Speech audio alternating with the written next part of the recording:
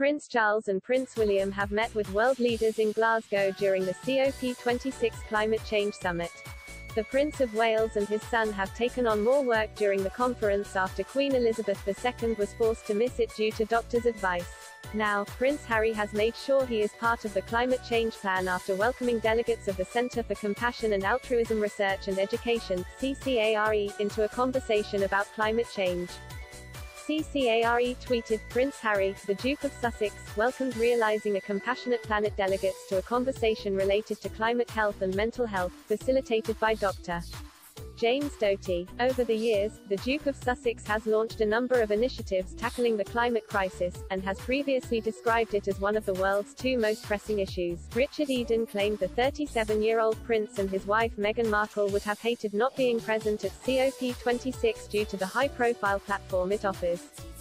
In a recorded video message for world leaders, the Queen praised her son Prince Charles and her grandson Prince William for their contribution to the climate debate and their environmental activism. Speaking of Harry's response on the Mail Plus podcast Palace Confidential, diary editor Richard Eden said, "They will have hated not being at COP26, I mean just the chance to talk to the whole world with Prince William there. One thing, in the Queen's speech, which I think will have been genuinely hurtful for Harry was no reference to him.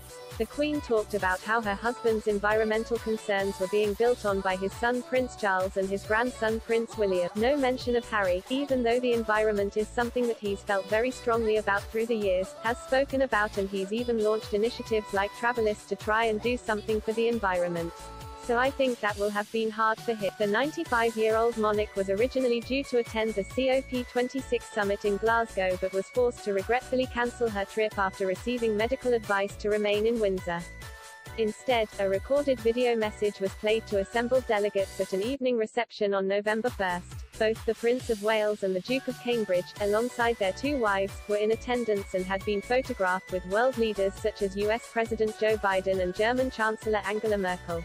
Both Charles and William have conducted a number of engagements throughout the week, which has included attending Stella McCartney's Sustainable Fashion Show, meeting Earthshot Prize finalists, and hosting meetings with world leaders.